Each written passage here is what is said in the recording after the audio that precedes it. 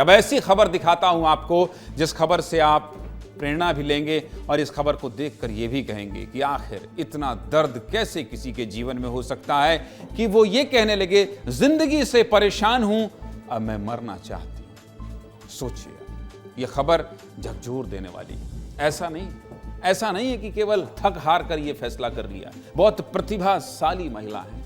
कहते हैं कि कुछ करने का जज्बा हो तो कोई भी काम असंभव नहीं होता है, लेकिन कभी कभी दर्द इतना असहनीय हो जाता है कि जिंदा रहना भी एक चुनौती बन जाती है। इंदौर से एक ऐसी ही खबर आई है जहां एक महिला व्हील चेयर पर रोजाना स्कूल आती है, बच्चों को पढ़ाती है, लेकिन अब वो जीना नहीं चाहती है, मरना चाहती है। बिल्कुल नहीं जीना चाहती है और राष्ट्रपति से कह रही है कि मैंने अपने हिस्से की जिंदगी जी ली है, अब मुझे मरने की इजाजत दीजिए। पूरी कहानी कहां की है? इंदौर की चंद्रकांता जेठवानी शासकीय मिडिल स्कूल में 6ठी से 8वीं तक के बच्चों को पढ़ाती है। चंद्रकांता के दोनों पैर बचपन से ही खराब थे, चलने फिरने में मुश्किल होती थी, वॉकर के सहारे चलना पड़ता था। इन सब के बावजूद भी उन्होंने अपनी पढ़ाई जारी रखी, शिक्षा से जुड़ी रही, बच्चों को पढ़ाने के लिए स्कूल ज्वाइन किया। लेकिन तकलीफ इतनी ज्यादा थी कि उन्होंने 2017 में प्रधानमंत्री मोदी को एक पत्र लिखा और इच्छा मृत्यु की मांग की। कहा कि प्रधानमंत्री जी, अब तकलीफ बर्दाश्त नहीं हो रही है, मुझे इच्छा मृत्यु की अनुमति दे दी जाए। लेकिन प्रधानमंत्री कार्यालय से उनकी ये मांग खारिज कर दी गई। इसके बाद चंद्रकांता का दर्द बढ़ता चला गया। साल 2020 में उनके पैरों ने सही से काम करना भी बंद कर दिया। उन्होंने इंदौर के ही डॉक्टर विनोद गुप्ता को इसकी शिकायत की, लेकिन डॉक्टर ने जो दवाई दी उसकी वजह से चंद्रकांता के कमर के नीचे के हिस्से ने काम करना बंद कर दिया और जो चंद्रकांता पहले वॉकर के सहारे चल फिर लेती थी वो व्हील चेयर पर आ गई। जिसके बाद उन्होंने एक बार फिर से इच्छा मृत्यु की मांग की और इस बार राष्ट्रपति से गुहार लगाई। चंद्रकांता इस दर्द से कितनी पीड़ित हैं और आखिर वो क्यों जीना नहीं चाहती, ये आप सुनना चाहते हैं? सुनिए, चंद्रकांता खुद बता रहे हैं। राष्ट्रपति जी को मैं मीडिया के थ्रू कंसल्ट कर रही हूँ, क्योंकि 2017 में मेरी इच्छा मृत्यु की एप्लीकेशन रिजेक्ट कर दी गई थी सेंट्रल गवर्नमेंट द्वारा। इच्छा मृत्यु तो मैं इसलिए ले रही हूँ क्योंकि मेरी बर्दाश्त की सीमा पार हो चुकी है। 5.5 साल तो मैंने भी संघर्ष करे हैं और ज़रा सा कांटा चुभने पे भी आप लोग करा लेते हैं, तो मेरे तो पूरे शरीर की हड्डियाँ टूटी हुई है। तो आप सोचिए मैं किस हालत में जी रही हूँ। इतनी तकलीफ के बावजूद चंद्रकांता हर दिन स्कूल आती है, बच्चों को पढ़ाती है। बस उनकी इतनी सी चाहत है कि उनके पढ़ाए हुए बच्चे कामयाब हो जाएं और जो बच्चे गरीब हैं, जिनके पास पढ़ने के लिए पैसे नहीं हैं, ऐसे 6 बच्चों को चंद्रकांता ने अपनी जीवन भर की कमाई देने का फैसला किया है। इन 6 बच्चों के अलावा जो ऑटो ड्राइवर रोजाना चंद्रकांता को स्कूल लाता है, उसका नाम भी वसीयत में है, जिन्हें चंद्रकांता के जाने के बाद 3,20,000 रुपए वसीयत के तौर पर दिए जाएंगे।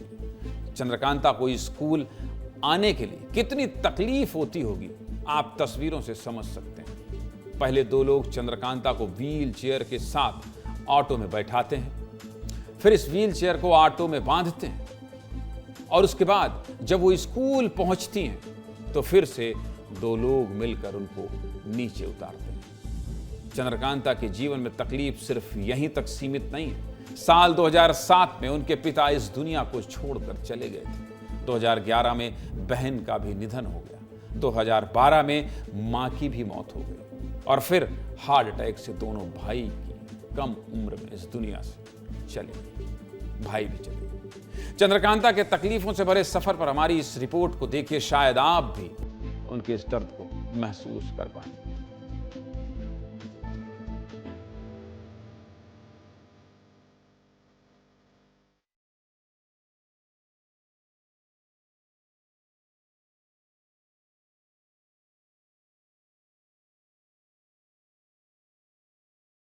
मैडम अच्छे हैं, पढ़ाते भी अच्छा है, हिम्मत मिलती है मैडम से, बहुत मेहनत करते हैं मैडम। उनको देख हमको मोटिवेशन मिलता है कि हम भी पढ़े लिखे अच्छे बड़े आदमी बने।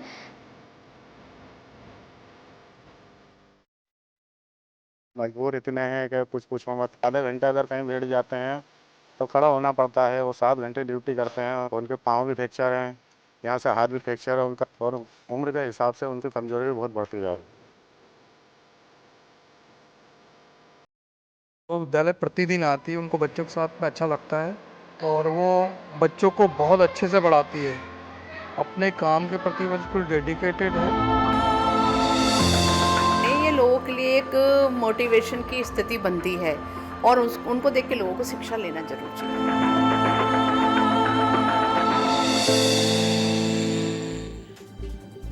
चंद्रकांता का ये हर दिन का सफर है।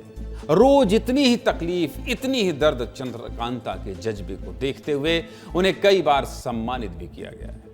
अपनी हालात को देखते हुए उन्होंने नेत्रदान और अंगदान करने का भी फैसला किया। चंद्रकांता आत्महत्या नहीं करना चाहती और करना भी नहीं चाहिए।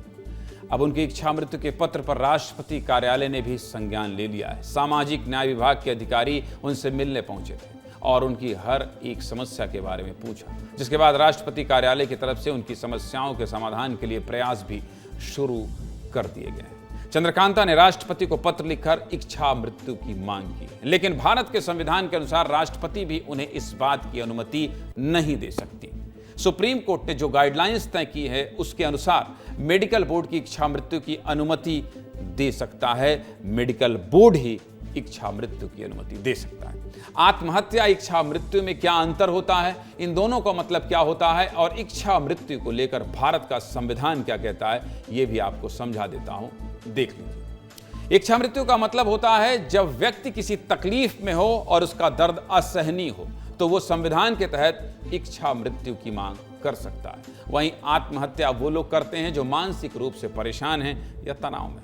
इच्छा मृत्यु उस व्यक्ति के लिए है जो ऐसी गंभीर बीमारी से जूझ रहा है जिसका इलाज संभव नहीं है और जिंदा रहने में उसे बहुत कष्ट हो रहा है। इच्छा मृत्यु के लिए संविधान की अनुमति जरूरी है, जबकि आत्महत्या का मतलब ही होता है अपनी हत्या कर देना। भारत के संविधान के अनुसार आत्महत्या की कोशिश करना अपराध है। बीएनएस की धारा 309 के तहत आत्महत्या को अपराध माना गया है और कोई व्यक्ति आत्महत्या के प्रयास में बच जाता है और दोषी साबित हो जाता है तो उसे 1 साल की सजा भी हो सकती है। और यह अंतर सिर्फ जानकारी के लिए आपको समझा रहा हूं। इस डाटा का मतलब सिर्फ आपको जानकारी देना है, इच्छा मृत्यु या आत्महत्या को बढ़ावा देना बिल्कुल नहीं। सीधे मुद्दे की बात क्या है? सीधे मुद्दे की बात यही है, सीधे मुद्दे की बात यह है कि दुनिया में चंद्रकांता जैसे लोग बहुत कम होते हैं जो अपनी तकलीफों को किनारे कर ऐसा जज्बा दिखाते हैं। इतने दुख होने के बावजूद अपने पहले किसी गरीब बच्चों का सोचते हैं। चंद्रकांता के जज्बे को आज हर कोई सलाम कर रहा है, इसलिए जरूरी है कि उनकी हर एक तकलीफ पर संज्ञान लिया जाए और समाधान भी निकाला जाए।